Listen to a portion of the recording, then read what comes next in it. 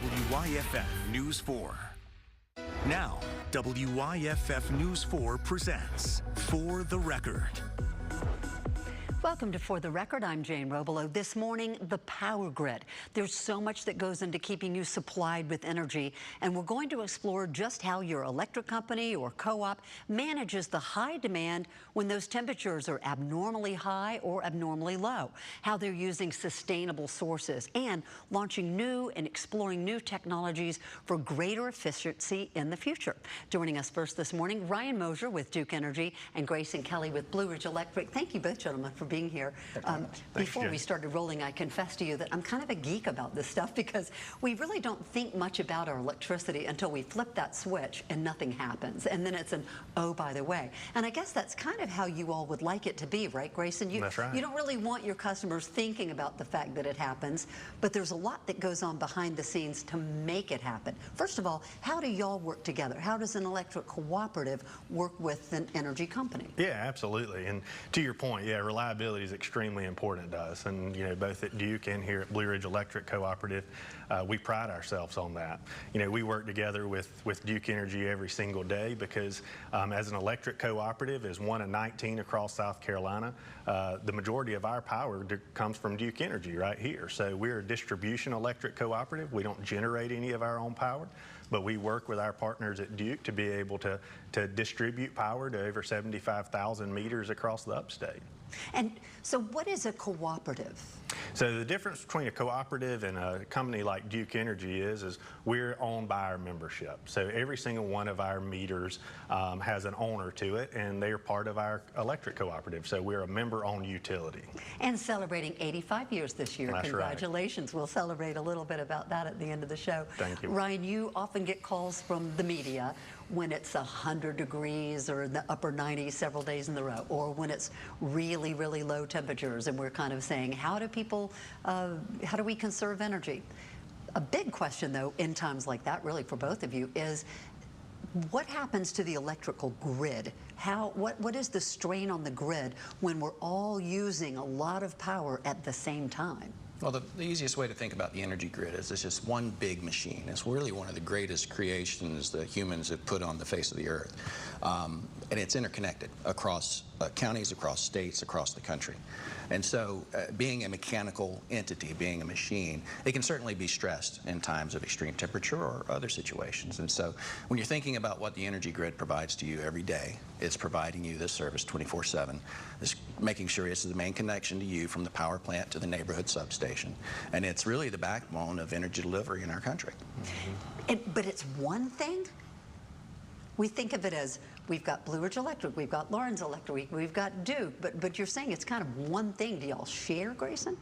Yeah, absolutely. So, you know, the beautiful thing about the way we work together in our partnership is, you know, we have transmission lines that Duke Energy owns and that we own some of them as well that span across our service area.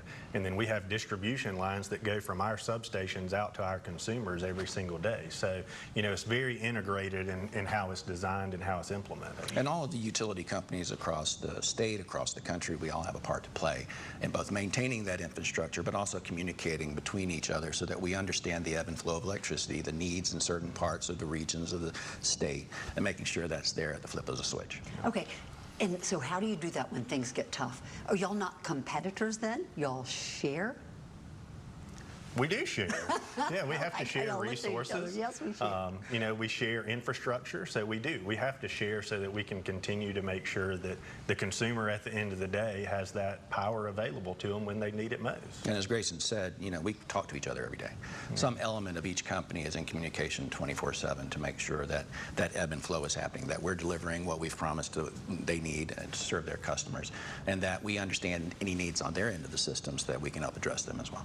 And then, so what happens if in our entire area, say the 3 states that we cover right here, if there's that same strain on the grid?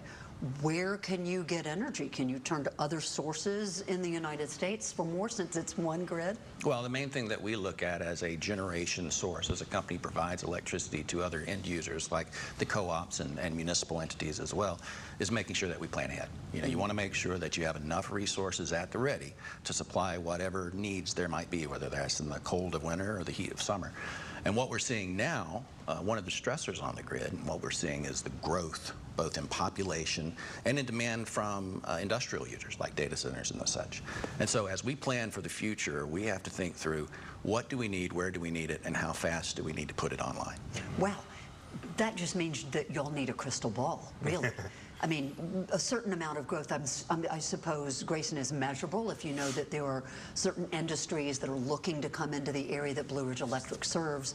Do they consult you all first to say, will the energy be there if we build such and so a plant? That's right, absolutely. So we're always at the table whenever new economic development partners are coming to town, new industry, whatever that may be. We're at the table, they're talking to us about what their energy needs are going to be and whether we can supply that or not. And then we have to make some important decisions on how do we invest in our infrastructure, how do we invest in our grid to be able to serve them if they come there. Same's true with residential growth as well. You know, we continue to see boom in residential growth in our region, and we have to plan for that accordingly as also. What does that look like, Ryan? How do you anticipate the residential growth? How big is it going to be, and where is it going to be, and can we supply that? Because you pretty much have to have the energy before you build the neighborhood, right? Yes, and we pay people very well to think about these things 24/7, 365. It's a lot of things. It's analytics, it's modeling, it's looking at population growth statistics, it's consulting with the economic development entities that are participating in it. It's working with the state. It's understanding what's here, what's coming, what people are looking for, what industries are looking for, so that we can be ready for it. You've got to have 1 million partners then. Well, we do, and the state of South Carolina is one of the biggest ones. Yeah. But that trickles down to there's Chamber of Commerce's, the economic development firms and entities at the county level, our friends at the co-ops. It's all one big effort to make sure that we're serving all of our customers. You know, we hear about the advent of AI, and everybody's very excited. We hear our politicians talking about attracting companies with AI into South Carolina. But Grayson, don't they use an exceptional amount of power and water?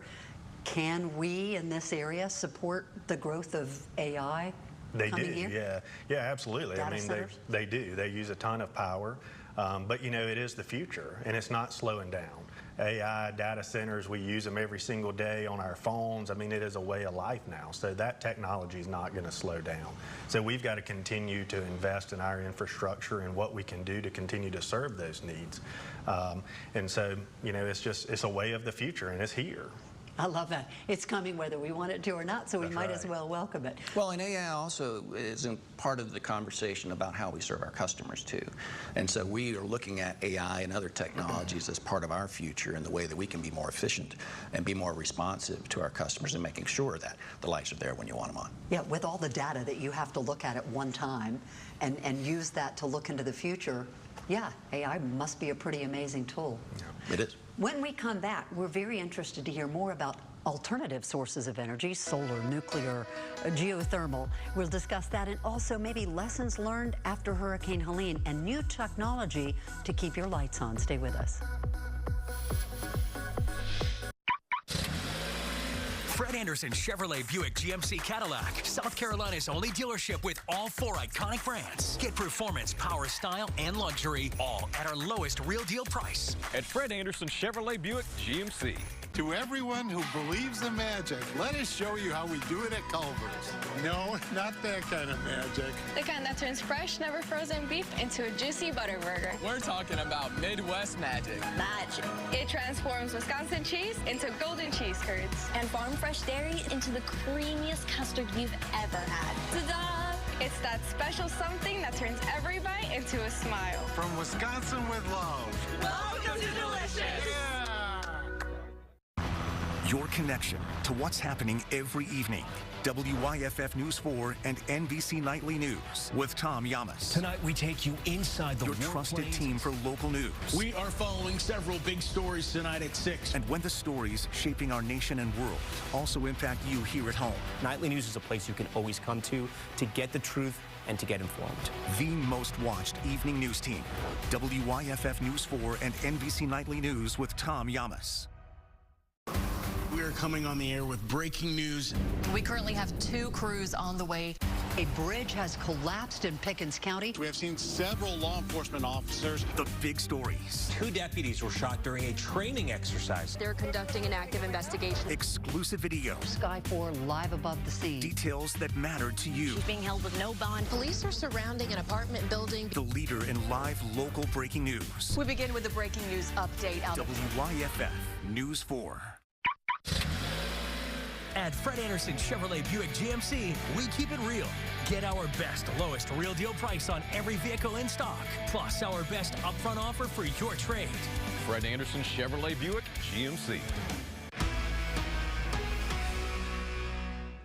And welcome back to For the Record. Joining me once more, Ryan Mosier with Duke Energy and Grayson Kelly with Blue Ridge Electric. I'm interested to hear about, we think about electric, but you all also engage in and encourage your customers to engage in other sources like nuclear and geothermal and, well, not nuclear, that's in your direction, but geothermal and solar, et cetera. How does an electric company, Grayson, I'll start with you, how does an electric company look at other sustainable energy sources? Well, you know, it's amazing. We may be one of the only companies out there who actually encourage our consumers to use less of our product. Exactly. But with where we are and with the situations that we deal with, it's what we have to do. And so we want our consumers to diversify, whether that be by using solar or geothermal, which is very you know, environmentally friendly, to be able to save on their power bills and save energy, and also provide opportunities where we can distribute energy in other places where it may be needed. Ryan, people may get a little nervous when they hear us talking about nuclear energy, but we hear a lot of politicians talking about nuclear in South Carolina and nationwide. How safe is it, and how do electric companies use nuclear? So nuclear energy is the backbone of energy in South Carolina. Wow. We have 11 reactors on 3 different sites here in South Carolina, plus the folks at Dominion, you have one very near Columbia. That provides more than 50% of the energy for South Carolina, and people really don't appreciate that. Yeah. They've been the backbone for more than 40 years. And so maintaining those assets, making sure those plants keep running well into the future is a top priority for us. We just recently had the NRC relicense the Oconee Nuclear Station for another 20 years. And so that's something we can use in our planning to make sure we're delivering reliable and sustainable energy for our customers. But we're also looking at, as Grayson said, diversity. You have to have diversity in the generation sources you provide. And so we're looking at new technologies. We're looking at hydrogen-capable natural gas. We're looking at batteries. We're looking at solar and anything else that makes sense. What about some of the older forms? Where is coal? Where does coal stand right now? So coal was the workhorse for the 20th century. It's what got us where we are today with prosperity in the South. It was the thing we built the back of industry on in South Carolina. That and hydro, which is also critically important to Duke Energy. But times change. Economics change. And so as we look at the future, these assets are aging, and it costs money to make them compatible with the 21st century usage that we need them for. So eventually they will fade away. They'll go the way, but we will also remember them as a critical asset to get us where we needed to be. That's a nice period at the end of the sentence there on coal. As we look at Hurricane Helene, and just the devastation that it caused really throughout our entire viewing area, upstate South Carolina, western North Carolina, there were some technologies that you all had already employed that proved to be good and sound. There may be new technologies that y'all were looking at on the table that look even more potentially profitable and prosperous moving ahead. What are the lessons learned from Helene, Grayson? I mean, that could probably be an entire half-hour show itself, but what are your takeaways from that storm? You know, Helene was the most catastrophic storm we had ever faced in our 85-year history of our company.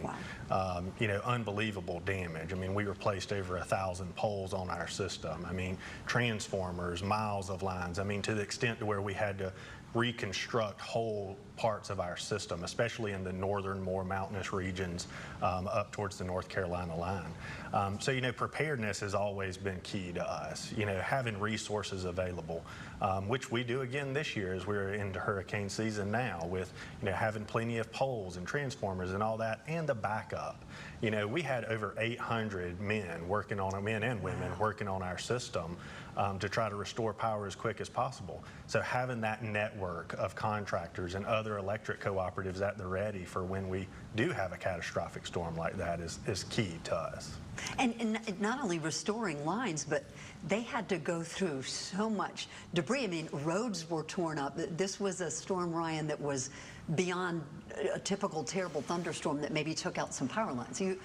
The roads, a lot of these power lines were inaccessible even to the people who were trying to restore power. Helene was the most significant event that Duke Energy ever experienced in the upstate of South Carolina. It's not even close. Wow. And trees and access was a big part of that. The amount of canopy damage, trees across roads, it was so significant. That's one of the reasons why it took as long as it did in some places to get there, because we just couldn't get there. The beautiful thing is we had partnerships with county and state and city officials and individuals in their neighborhoods who brought out their chainsaws and safely cleared roads so that we and first responders could get where we needed to get to quickly. You started with technology. And so one of the things that we're doing and other utilities are doing, looking at ways that we can automatically restore service quicker and with less impact on customers. And so we're installing that smart technology. Some of that was in place before Helene, and there was an impact, and it showed with our customers. But as we move forward, we'll be deploying a lot more of that, as well as other efforts to strengthen the grid. So that was one of the things that you all had in place and said, oh yeah, this is good. What else? Well, if you're looking at some of the things we learned from Helene, communication was also a big part of it. Nobody could communicate with anybody else. That was first responders, government agencies, and the power company. So we've invested in the satellite technology at the ready, so we have that available. And we've incorporated a lot of other lessons learned into our planning process. So the next time a great big storm like Helene comes through, we'll be ready for it. You had mentioned up in western North Carolina that you all had put in some new steel power poles. How'd those hold up?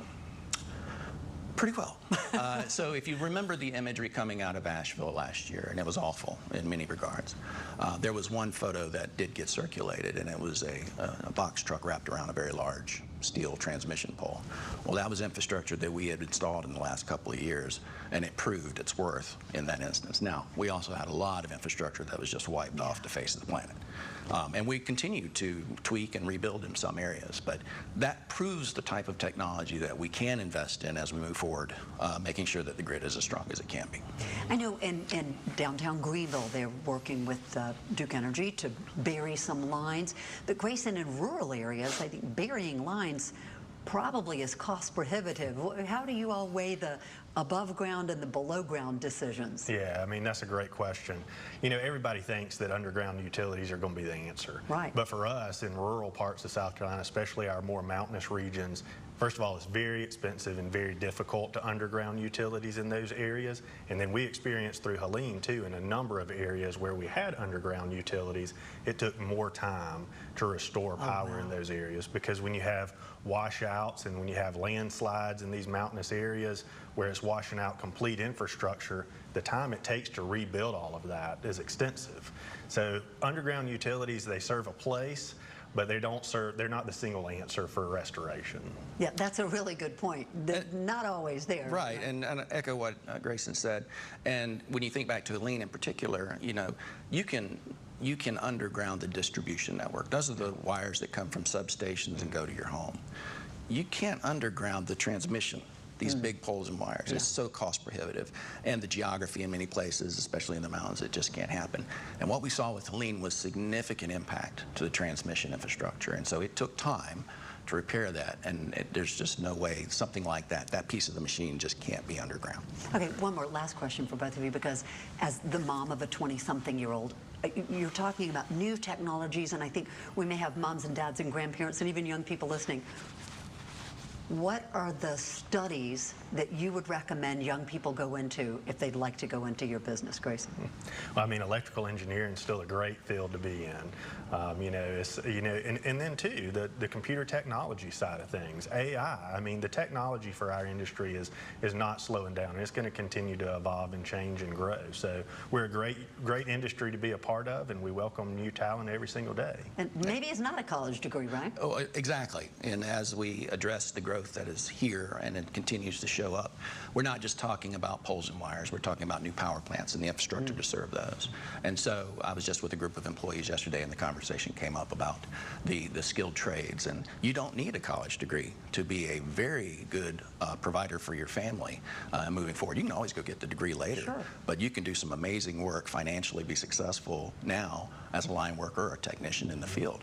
But also welders, you know, those types of trades where it comes to putting things together. Oh man, if you have a kid that you really want to do well, push him toward a welding school. He will never be unemployed. That's right. Fantastic. Ryan, Grayson, thank you both so much. We're empowering the next generation as we conclude that segment. Thank you so much. When we come back, we're going to celebrate 85 years of serving the community with Blue Ridge Cooperative. In the fight against Alzheimer's, now matters.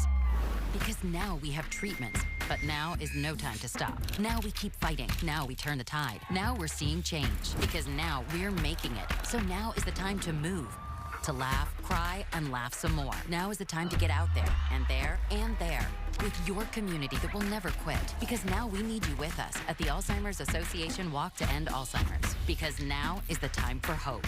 Join the fight at alz.org/walk.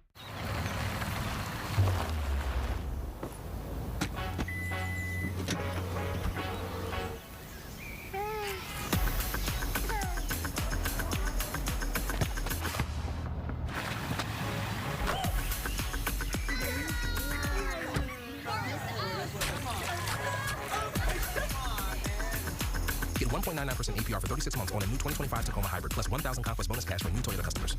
Toyota, let's go places. Live Super Doppler 4, alerting you faster. We get that instant data. There is no delay. Zooming in on trouble spots. This basically tells me through Live Super Doppler 4 where a hill is located. Warning you quicker than anyone else. Our very own Live Super Doppler. Notice the red beam. That means it's tracking severe weather. When every second counts, count on the area's certified most accurate forecast with Live Super Doppler 4. That is a crucial tool in a situation like this. WYFF News 4. The smart start to your morning. Thanks for waking up with us. I'm Destiny Chan. And I'm Aaron Baker. Breaking news right now. This building is a total loss. Covering more places. We're reporting live in Spartanburg County in downtown Greenville. Now to Pickens County. More stories that matter to you. Campus safety officials issued an all clear. The area's certified most accurate forecast and traffic updates to keep you on time. Live, local, breaking news for your morning. Wake up and watch WYFF News 4 today. And thank you for staying with us For the Record. We welcome Jim Lovingood now. Jim is the president and CEO of Blue Ridge Electric as we salute the 85th anniversary of Blue Ridge Electric. Jim, that's quite an accomplishment. And as Grayson had alluded to earlier, you all are really at the table with so many partners in the area that you serve, because if they're going to locate a new company there, or any decision really that needs to be made, you all kind of have to be a part of making that happen, don't you? We do. I mean, you know, obviously we're very proud to be turning 85 years old. It's hard to believe that we've been around for 85 years. But yes, we're very involved in the community, especially with economic development. And to your point, if people want to move a plant or some kind of a large growth industry into our area, even a residential development, there has to be enough energy to do that. I don't know that people really think about it. Again, if we can flip the switch and the power goes on, then great. But I'd like for us to be able to do that as you all celebrate 85 years. Just how integral you are to the growth of your whole community, and especially in some of these rural areas.